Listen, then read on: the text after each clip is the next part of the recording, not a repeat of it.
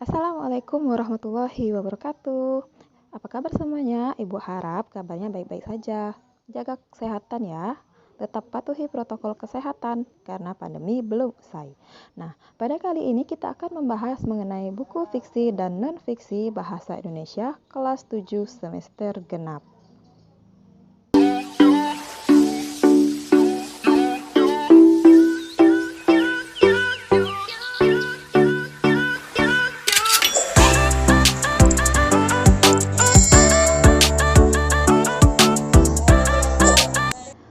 Pertama, kita akan membahas mengenai pengertian buku fiksi dan non-fiksi. Buku fiksi adalah buku berisi cerita rekaan yang dibuat untuk menghibur pembaca. Nah, sedangkan buku non-fiksi adalah buku berisi kejadian yang sebenarnya. Selanjutnya ada ciri-ciri buku fiksi dan non-fiksi. Ciri buku fiksi yang pertama menggunakan gaya bahasa dan majas. Yang kedua menggunakan kata yang bersifat konotatif. Apa itu konotatif? Nanti akan kita bahas. Yang ketiga berdasarkan imajinasi atau hayalan. Dan ciri buku non-fiksi, yang pertama menggunakan gaya bahasa formal, yang kedua menggunakan kata yang bersifat denotatif. Apa itu denotatif? Nanti kita juga bahas. Yang ketiga berdasarkan fakta, dan yang keempat berbentuk tulisan ilmiah populer. Selanjutnya, perbedaan buku fiksi dan non-fiksi. Cerita fiksi dibuat dengan imajinatif karena dalam pembuatannya menggunakan sebuah hayalan atau sebuah karangan oleh penciptanya. Dalam pembuatan cerita fiksi tidak membutuhkan sebuah pengamatan terlebih dahulu karena tidak dituntut untuk kebenarannya.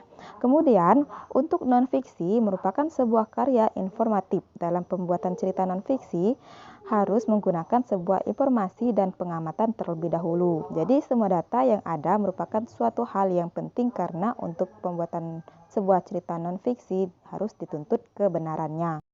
Perbedaan berdasarkan bahasanya. Buku fiksi bersifat konotatif, buku non-fiksi bersifat denotatif. Pengertian dari konotatif. Konotatif adalah makna kata yang digunakan dalam penulisan karangan fiksi mengandung makna yang tidak sebenarnya atau makna kiasan. Hal ini menyebabkan pesan yang disampaikan oleh penulis tidak disampaikan secara langsung atau tersamarkan. Kata yang bersifat konotatif atau konotasi dapat dikategorikan menjadi dua, yaitu konotasi positif dan konotasi negatif. Konotasi positif adalah kata kiasan yang memiliki makna positif atau baik, sedangkan konotasi negatif adalah kata kiasan yang memiliki makna negatif atau kurang baik. Selanjutnya, contoh penggunaan kata kiasan bermakna positif. Didin adalah keturunan darah biru. Kata darah biru bermakna sebagai keturunan bangsawan. Dan contoh penggunaan kata kiasan yang bermakna negatif, pertengkaran antar partai politik tersebut adalah buah dari adu domba yang dilakukan oleh kelompok yang tidak bertanggung jawab. Kata adu domba bermakna sebagai fitnah. Selanjutnya, pengertian dari kata denotatif. Maksudnya adalah kata yang mengandung makna sebenarnya. Informasi yang disampaikan oleh penulis disajikan secara lengkap, to the point, dan tegas. Tujuan penggunaan kata denotatif ini yaitu karena penulis ingin memberikan informasi kepada pembaca dengan cara tidak berbelit-belit. Selain itu, penulis juga ingin memberikan inspirasi dan motivasi kepada pembaca. Struktur dari buku fiksi. Ada abstrak, konfligasi, orientasi, evaluasi, resolusi, dan koda. Selanjutnya, struktur dari buku non-fiksi. Yang pertama bagian halaman cover, yang kedua bagian sistematika, yang ketiga bagian bab dan judul, yang keempat bagian rincian bab dan isi, yang kelima bagian penyajian isi, yang keenam bagian bahasa yang digunakan. Jenis-jenis dari buku fiksi.